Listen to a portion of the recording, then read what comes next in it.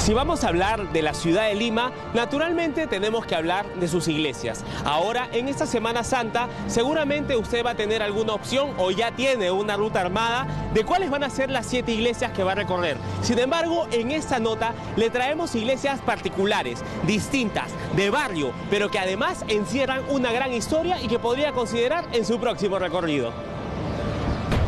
Lima fue fundada en 1535 y parte del proceso de colonización fue el adoctrinamiento de la religión católica a los indios que ya vivían en una capital que se adaptaba a los nuevos tiempos.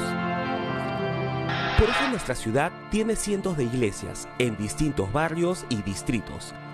Pero son aquellos templos en el centro de Lima los más llamativos por su historia, arquitectura y tradición. Aquí conocerá, por ejemplo, la historia de una de las iglesias más pequeñas del mundo, de una iglesia donde se cuidaban leprosos o de una iglesia donde las misas son en quechua. No se despegue de la pantalla y quédese porque aquí les traeremos las mejores opciones caletas para visitar en su Semana Santa. A unas cuadras de Palacio de Gobierno encontramos una iglesia que es considerada una de las más pequeñas del mundo, la Iglesia de la Virgen del Rosario, ubicada en la cuadra 2 del Jirón Trujillo, pasando el Puente de Piedra en el distrito del Rímac. Construida en el siglo XVI como la capilla privada de una familia noble, tiene tan solo 5 metros de ancho y 12 metros de profundidad, y guarda en el altar mayor a Nuestra Señora del Rosario. ¿Podríamos decir entonces que una de las iglesias más pequeñas del mundo está aquí en Lima? Sí, podríamos decir que es una de las más pequeñas del mundo. No sé si podríamos ser tan enfáticos decir que es la más pequeña del mundo, pero definitivamente es una de las más pequeñas, ¿no? Por ejemplo, tiene un coro, ¿no? A la entrada nada más tiene arriba el coro, que muchas iglesias en la época verbena solían tener su coro ahí a la entrada, ahora ya no es tan común, ¿no? Luego pues tiene la planta, la nave, tiene las capillitas a los costados, que si bien no son capillas muy grandes, son algunas pequeñitas que nos dan la idea de lo que eran las capillas, lo que es las capillas laterales de las iglesias, un altar. Nos decía el padre, el párroco, que incluso tenían un púlpito, ¿no? Eso ya es una cosa increíble, porque los púlpitos son algo asociado solamente a las iglesias grandes, nada más, ¿no?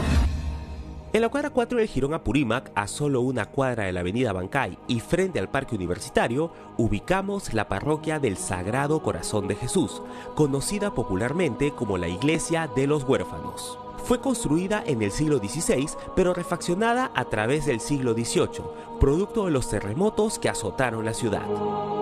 ¿Por qué huérfanos? Porque ya de época colonial, muchísimo tiempo, casi 400 años, se construye aquí un hospicio para justo niños huérfanos. Hay que imaginar que en la Lima de hace 400 años justamente los niños no tenían la protección que tienen ahora, ¿no? Entonces, un poco para protegerlos de las enfermedades, de la muerte que podían tener en las calles, se construye este gran orfelinato, sería de aquella época, y a partir de ahí nace el nombre. Si bien ahora se llama Parroquia del Sagrado Corazón de Jesús, igual la tradición mantiene el nombre de huérfanos todavía. Esta iglesia es de estilo arquitectónico rococó y es la única en América del Sur que cuenta con una planta en forma elíptica, es decir, que desde su galería se puede observar una forma ovalada y no rectangular como la mayoría de atrios de templos. Como ya es tradición previa a la Semana Santa, aquí encontramos a los santos cubiertos con telas.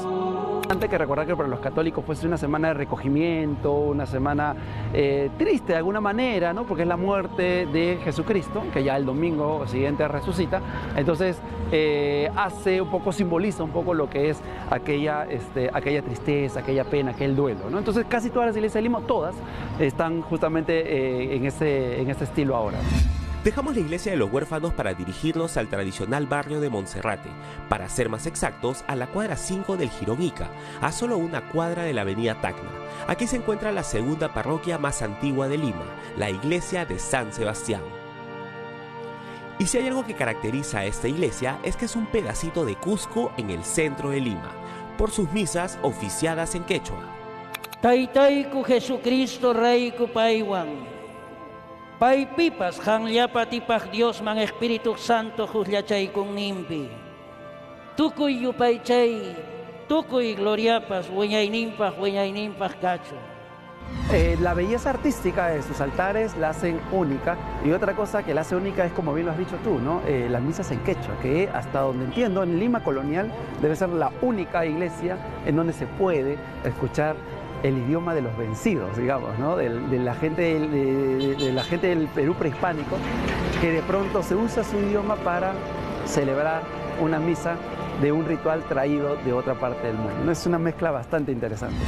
La relevancia de la iglesia de San Sebastián no solo radica en la belleza en su interior, por su hermoso altar mayor o por las imágenes del Señor de Coyoriti, el Señor de Luque o el Señor de los Temblores.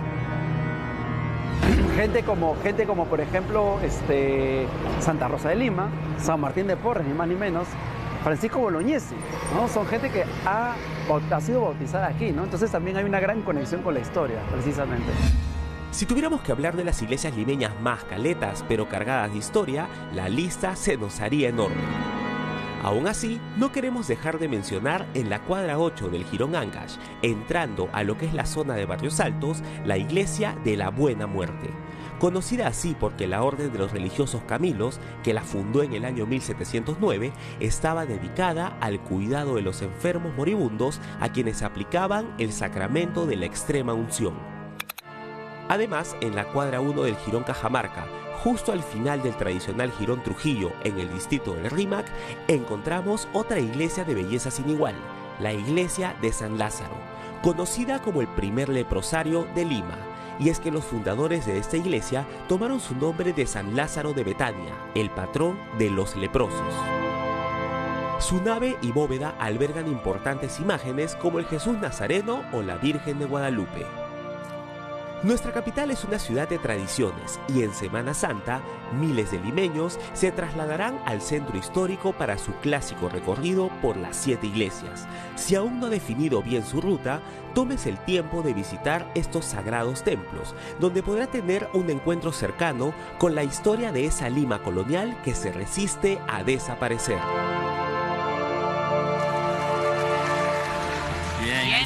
Esta tradición dicen que empieza el jueves en la noche y se extiende hasta el viernes en la mañana, ¿no? Y es